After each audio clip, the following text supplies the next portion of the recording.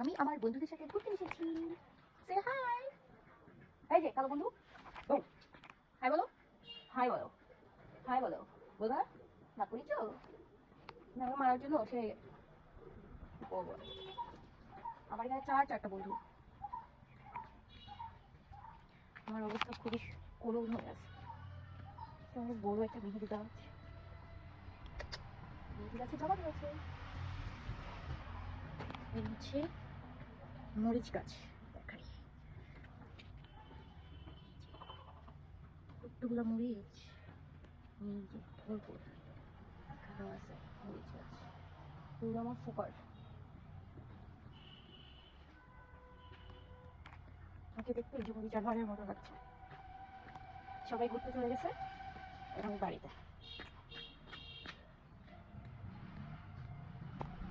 হচ্ছে গোলাপ গাছ, গোলাপ গাছও জবা ধরে।